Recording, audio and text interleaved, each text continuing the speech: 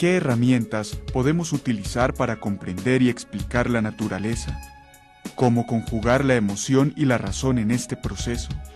¿Cómo llegar a la creación de una nueva forma de entender el mundo para admirarlo y transformar nuestra visión de él en algo que pueda corresponder mejor a su infinita belleza? Somos hijos de las ciencias, del mito, del arte. Somos el resultado de muchas explicaciones del universo. De hecho, somos una más de ellas. Somos un punto ínfimo, pero único en la gran sucesión de la historia que aún queda por escribir en los lenguajes de la ciencia y el arte, tan emotivos como llenos de razón. Somos los autores del mundo, herederos del poder que esto implica y revestidos de esa gran responsabilidad.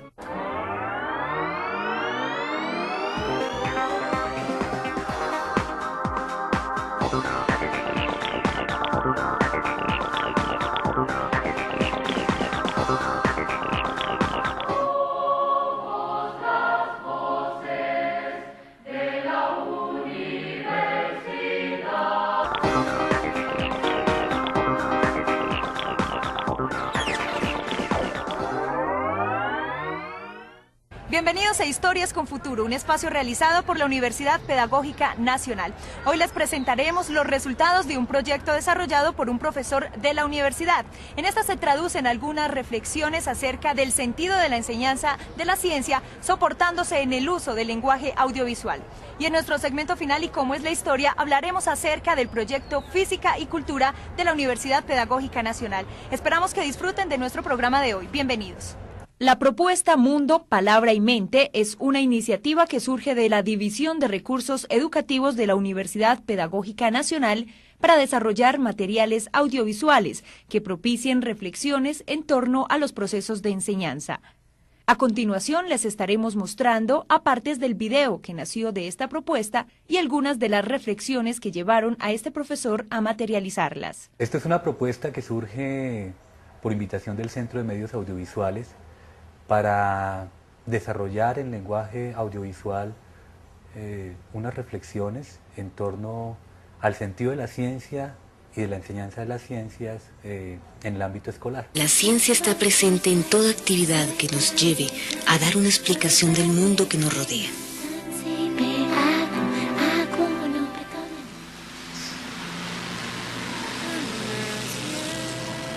Todo nuestro ambiente, las diversas formas de pensar y de actuar que confluyen y hacen parte de nuestra vida, son las que rigen la formación de estas explicaciones del mundo.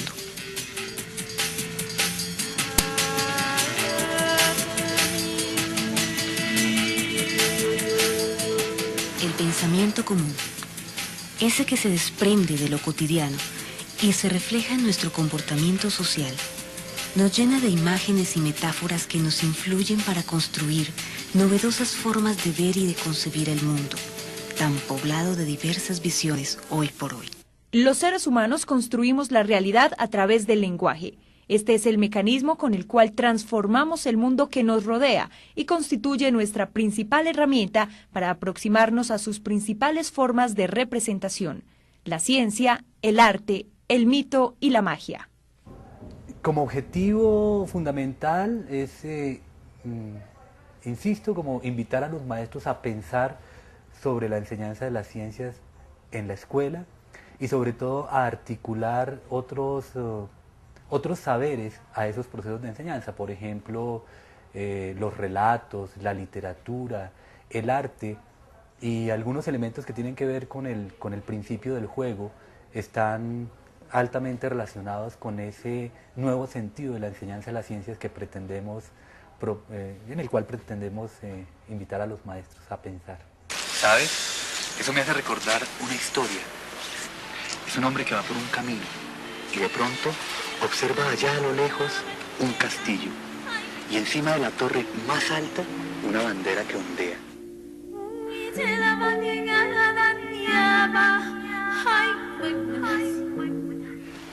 Y el hombre se queda pensando, ¿será que la bandera se mueve o será el viento?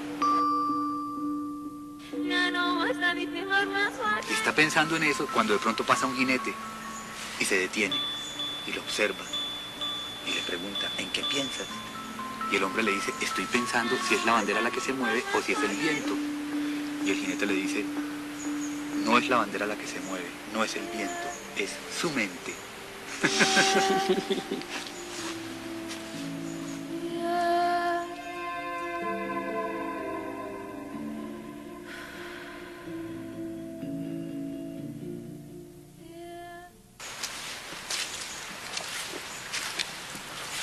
¿Cómo así? O sea que todo lo que se mueve lo muevo yo con mi mente.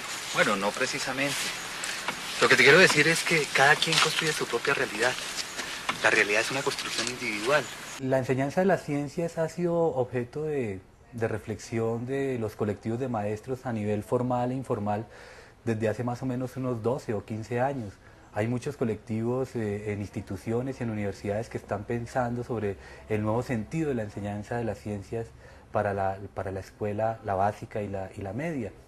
Sin embargo, creo que digamos, la mayor reflexión que se propone con este ejercicio audiovisual, pues es pensar lo que significa pasar de un modelo pedagógico tradicional de enseñanza de las ciencias a otros modelos que se pueden llamar constructivistas o sistémicos. O sea, ¿qué implica eso realmente en el quehacer cotidiano del maestro y qué implica eso en los intereses de los estudiantes, en su deseo por aprender, en su deseo por comprender el entorno natural y social y por generar explicaciones en torno a ello? La enseñanza de la ciencia puede tener muchos discursos posibles, dependiendo de la aproximación que se haga. Ciencia, mito, arte y magia son diferentes niveles de comprensión de un mismo problema. Por eso existen las sirenas, los dragones y los unicornios. Espera un momento. ¿Los unicornios son reales? La iglesia en la Edad Media los consideraba el símbolo de la pureza. Los monjes en las abadías y catedrales conservaban celosamente en sus tesoros cuernos de unicornio. Claro, no era muy fácil atraparlos. Transformar una práctica educativa de parte del maestro de tal manera que sea significativo el aprendizaje para el estudiante implica un concepto en ese proceso que es mediador, es el concepto deseo y amor. Yo creo que lo que no es significativo, lo que no es deseado por el estudiante, difícilmente va a ser algo posible de ser aprendido por él mismo. El maestro puede enseñar, puede preparar la mejor clase del mundo, puede tener los mejores materiales, pero si eso que va a enseñar no es significativo para el estudiante, difícilmente lo va a aprender. Hacer una flor es trabajo de... William Blake.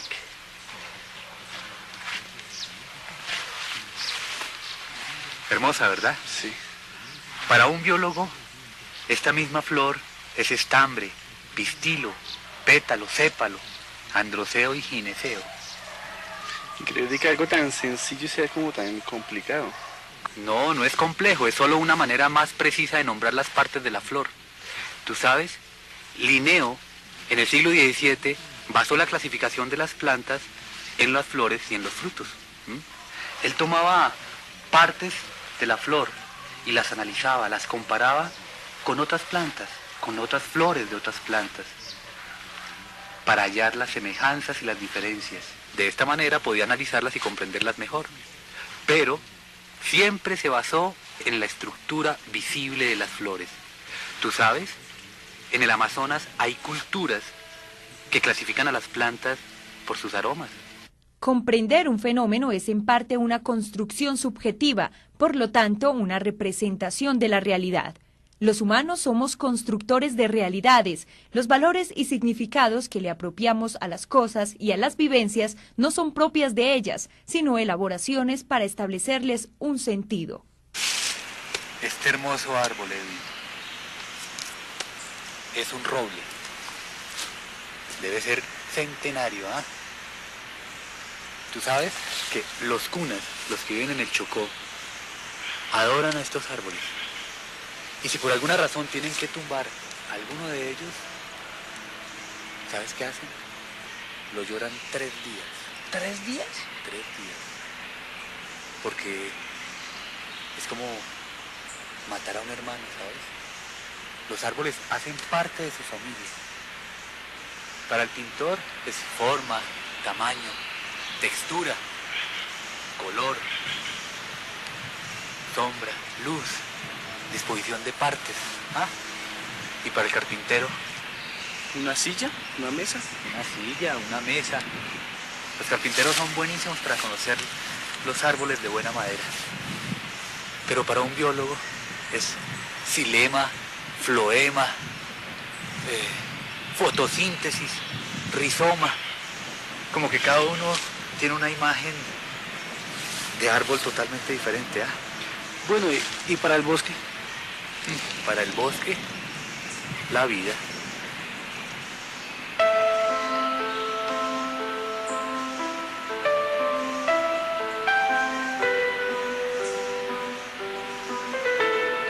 De lejos parecen impenetrables. Cuando me acerco, sus troncos se separan. Me acogen con prudencia. Puedo descansar, refrescarme, pero adivino que me observan y desconfían. El autoaprendizaje es algo que surge fundamentalmente del deseo. Cuando uno desea aprender algo, entonces uno busca las maneras de que lo que uno encuentra en términos de información, en términos de conversaciones, en términos de consulta a libros, se vuelva significativo. Incluso la clase de un profesor también puede ser significativa, incluso eso también. Pero lo importante es que el estudiante realmente tenga, digamos, en su cabeza una pregunta interesante, un problema significativo y ojalá esté relacionado con el entorno natural y social en el cual él vive. Hoy, después de tanto, podemos vernos claramente, como una unidad indivisible entre cuerpo, mente y alma. Unidad misma que ha creado lenguajes y formas comunicativas en su necesidad infinita de acercarse a otros. Los lenguajes procuran la precisión en aras de que el acercamiento nos haga parte del mundo que habitamos.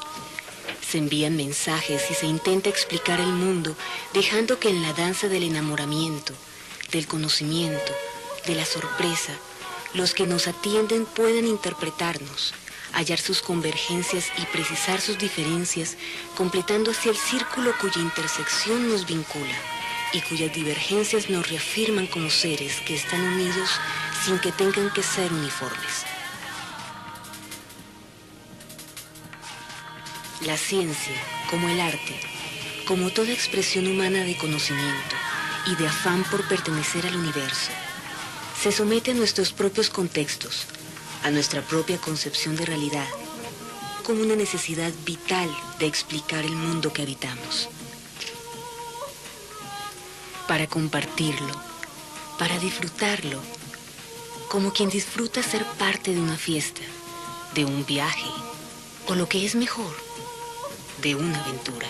Esta propuesta evidencia las múltiples posibilidades que existen en el campo de la pedagogía. Las nuevas tecnologías y la utilización de discursos alternativos permiten acercarse a los problemas de la ciencia desde otro punto de vista, para hacer que el proceso de enseñanza sea más completo y vivencial. Un investigador debe tener una muy buena pregunta, pero a partir de esa buena pregunta, construir otras preguntas que ojalá otros no se hayan planteado, incluso preguntas a veces inimaginables para el mismo investigador.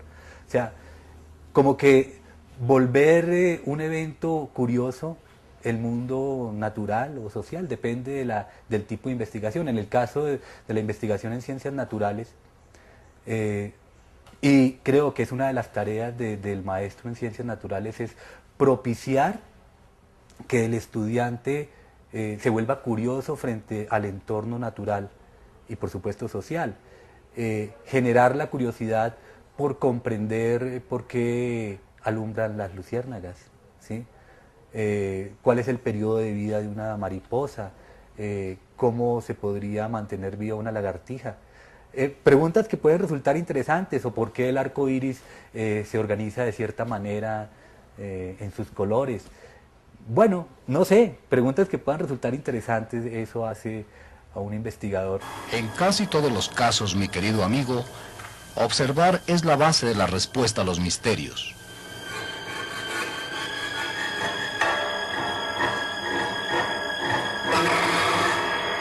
luego se hacían una idea de los hechos en su cabeza.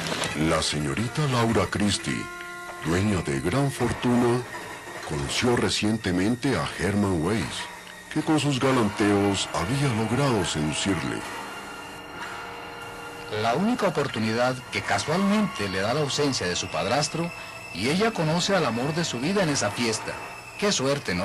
Conan Doyle, el padre de Sherlock Holmes, nos presenta un personaje que es un investigador que me resulta muy interesante, porque es un investigador que tiene mucha curiosidad por todo, tiene una altísima afinidad perceptual, y él logra construir unos problemas muy interesantes a partir de sus observaciones muy precisas. Entonces me parece que las novelas policíacas del siglo XIX y comienzos del XX resulta una buena excusa para pensar en lo que sería un ejercicio de investigación.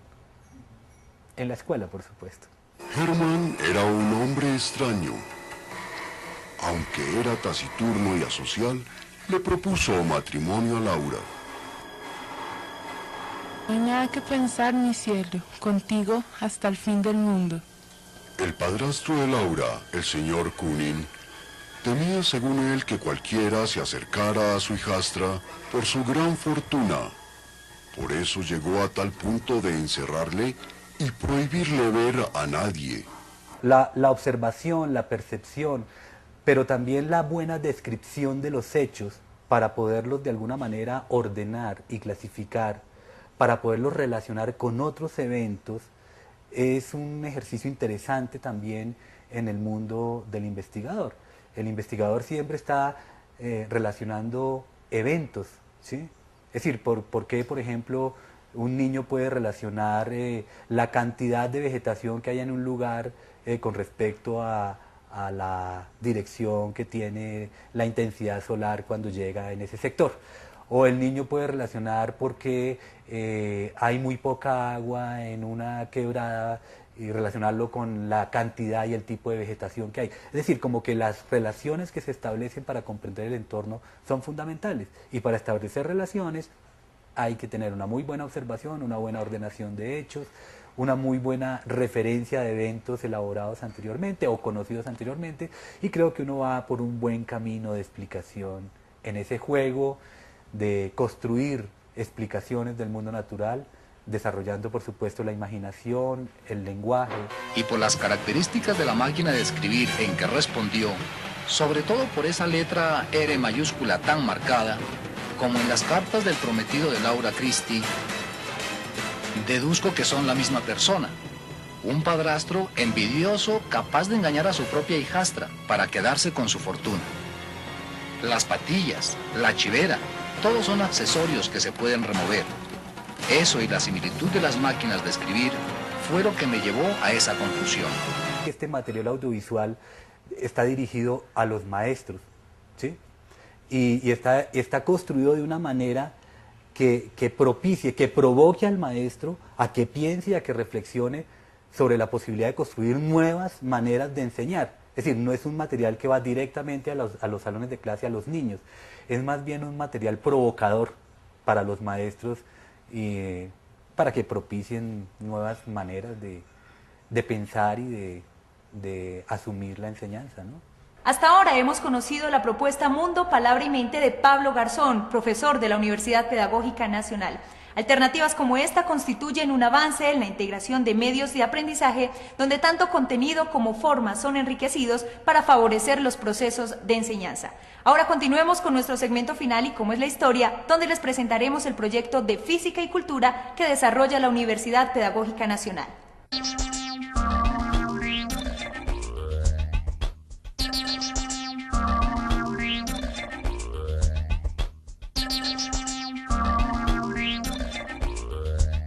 El proyecto de Física y Cultura fue una propuesta que surgió en el Departamento de Física de la Universidad Pedagógica Nacional en el año de 1989.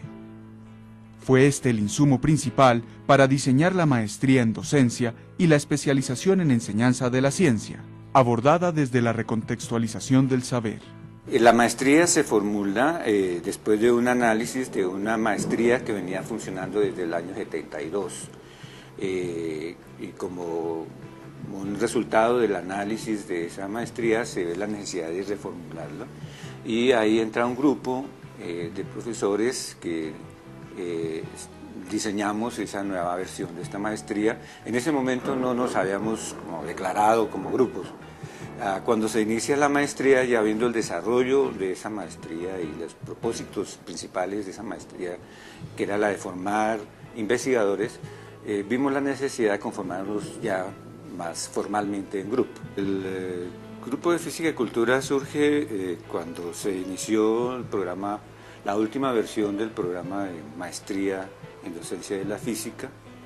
Este programa se formuló con un objetivo muy importante, era el de fortalecer la investigación en el campo específico de la enseñanza de la física, y se veía muy importante crear una infraestructura para la investigación en esta problemática, infraestructura en la cual los maestros, los investigadores eran parte importante, la más importante.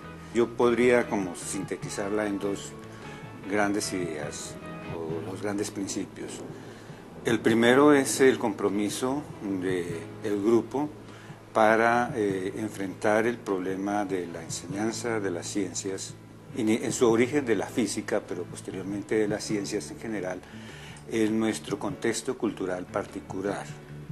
El otro elemento importantísimo es una concepción acerca del conocimiento, acerca de las ciencias, de la física inicialmente, pero posteriormente esta concepción se amplía a las ciencias y se resume en una concepción acerca del conocimiento, en donde se asume que lo importante es que el hombre siempre conoce, es una actividad, no es nueva, ha estado desde que la historia de la humanidad se conoce, y que el propósito por el cual el hombre conoce es para llenar sus necesidades, necesidades que son múltiples, unas son muy inmediatas para proveerse alimentación, etcétera, etcétera, pero hay unas necesidades que son muy importantes, casi más importantes que las inmediatas, que son aquellas que tienden a darle una razón de ser de los grupos sociales. Enfatizamos mucho en todo lo que hacemos en la actividad del conocer, más que del producto de conocer. Para nosotros las ciencias no es una colección de productos, no es una colección de teorías, digamos como la mecánica cuántica, la relatividad. Esos son los productos de la acción de conocer. Y lo que nos interesa es formar personas que puedan ejercer la acción de conocer, más que formar personas que puedan entender o consumir esos productos que otros grupos sociales han desarrollado como un fruto de sus actividades de conocer. El maestro y el sistema escolar sería también lo que tendría que dar las condiciones adecuadas para que las personas que están ahí puedan ejercer la actividad de conocer.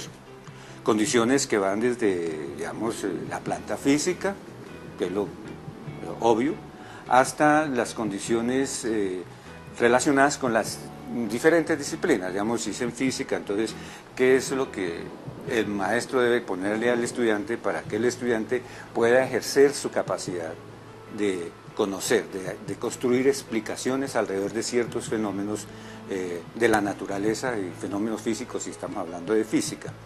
El grupo en este momento pues tiene muchos frentes de trabajo, se nos ha venido haciendo solicitudes desde muchos ángulos, tanto para la enseñanza de las ciencias para los niveles de primaria como de secundaria. Ahora empezamos a incursionar un poco sobre la enseñanza a través de los medios modernos de comunicación, el internet, el multimedia, etc.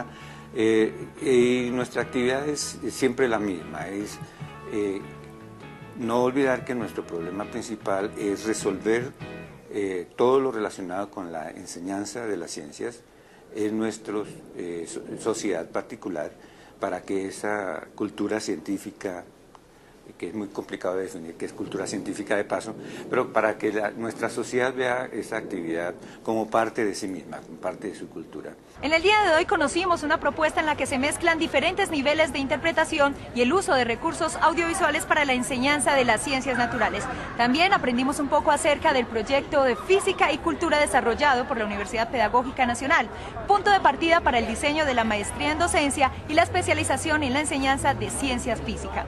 Muchísimas gracias por acompañarnos y esperamos contar con su presencia la próxima semana para seguir conociendo más historias con futuro. Hasta entonces.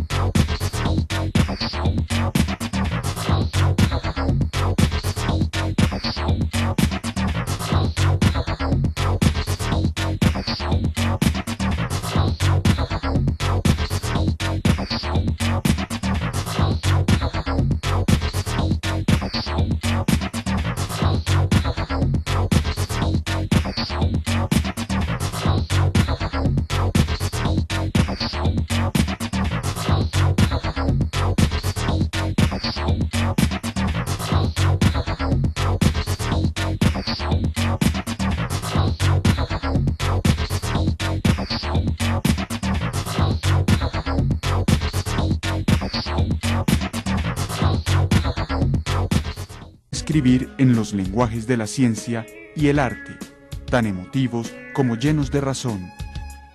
Somos los autores del mundo, herederos del poder que esto implica y revestidos de esa gran responsabilidad.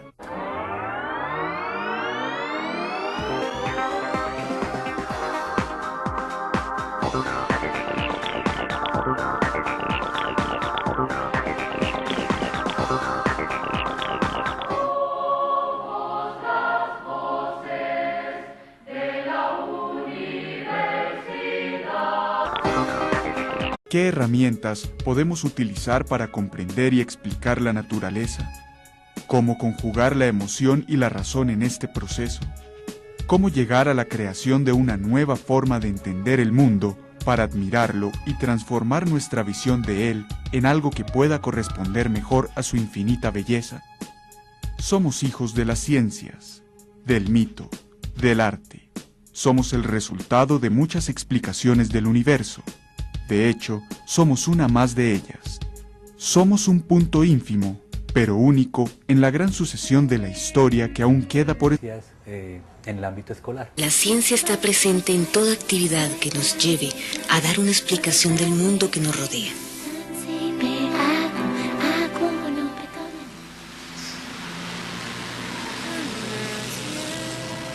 Todo nuestro ambiente, las diversas formas de pensar y de actuar que confluyen y hacen parte de nuestra vida, son las que rigen la formación de estas explicaciones del mundo.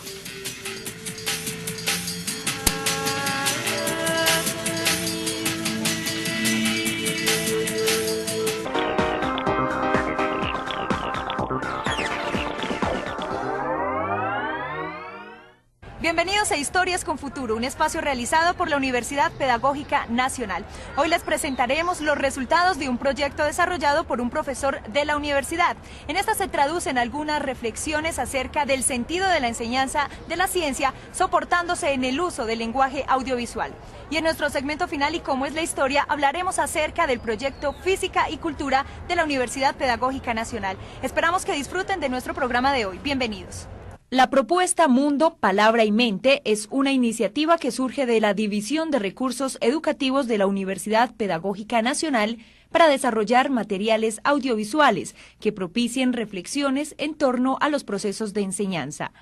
A continuación les estaremos mostrando a partes del video que nació de esta propuesta y algunas de las reflexiones que llevaron a este profesor a materializarlas. Esta es una propuesta que surge por invitación del Centro de Medios Audiovisuales para desarrollar en lenguaje audiovisual unas reflexiones en torno al sentido de la ciencia y de la enseñanza de la ciencia.